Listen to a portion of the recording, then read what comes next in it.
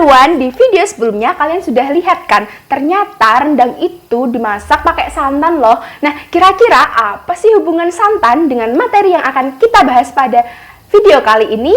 Kalian penasaran? Oke, let's get started!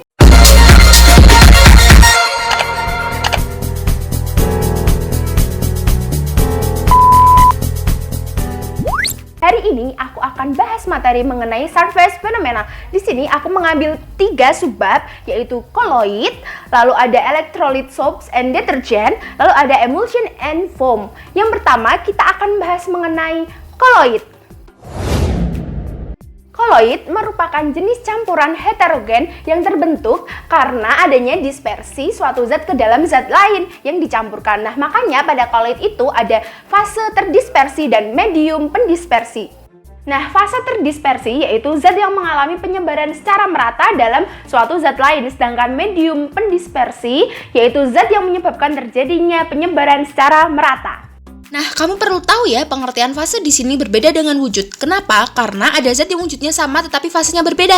Contohnya, santan. Kalau kita lihat lebih jelas, ternyata pada santan terdapat butiran minyak di dalam air. Butiran minyak tersebut mempunyai fase yang berbeda dengan air. Walaupun keduanya berwujud cair, butiran minyak sebagai fase terdispersi, sedangkan air sebagai medium pendispersi. Ini ada 2 classical subdivision dari colloid system. Yang pertama yaitu liophilic dan yang kedua yaitu liophobic. Liophilic suka dengan air, sedangkan liophobic tidak suka dengan air. Liophilic itu berupa gel dan liophobic biasa kita kenal dengan sol.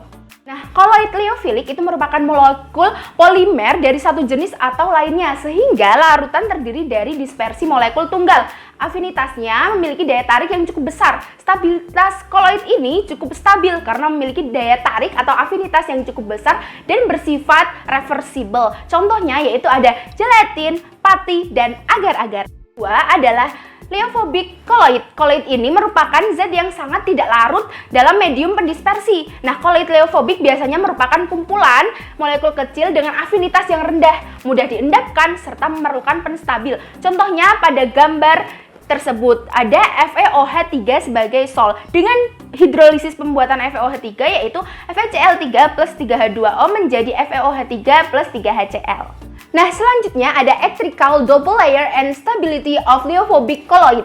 Nah, di sini stabilitas colloid liophobic merupakan konsekuensi dari lapisan ganda listrik pada permukaan partikel colloid. Misalnya, jika ada 2 partikel dari bahan yang tidak terlarut, tidak memiliki lapisan yang ganda, mereka dapat datang cukup dekat sehingga gaya tarik-menarik van der Waals dapat menarik mereka secara bersama-sama. Selanjutnya ada lapisan rangkap listrik. Ini merupakan kulit muatan bagian dalam dan atmosfer luarnya memberikan kestabilan kinetika pada permukaan kolloid dengan cara unit yang bermuatan menarik ion yang muatannya berlawanan. Nah, pada gambar ini unit muatan bagian dalam itu menandakan positif dan bagian luarnya menandakan negatif. Jadi unit positif menarik ion negatif, berlaku pula jika unit negatif dan ion positif. Nah, selanjutnya pada kurva ini, garis kurva A menunjukkan energi potensial akibat gaya tarik van der Waals sebagai fungsi jarak pisah antara 2 partikel. Kurva B menunjukkan energi tolakan. Nah, gabungan untuk tolakan 2 lapis dan tarik-menarik van der Waals ditunjukkan oleh kurva C. Selama kurva C ini memiliki titik maksimum, kolloid akan memiliki stabilitas.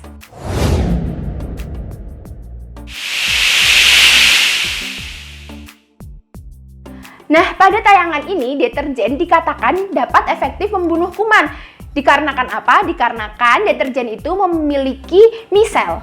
Nah, misel adalah bagian dari mekanisme sabun sebagai pengemulsi, di mana gugus fungsi sabun yang bermuatan negatif membentuk lapisan melingkar yang mengelilingi setiap butiran minyak. Rantai hidrokarbon berada pada bagian dalam yang disebut ekor hidrofobik. Nah, gugus kutub COO men itu pada bagian kepala hidrofilik. Jadi, gugus hidrofobik takut air itu akan menyerap minyak. Nah, kepala hidrofilik yang larut dengan air akan mengangkat kotoran.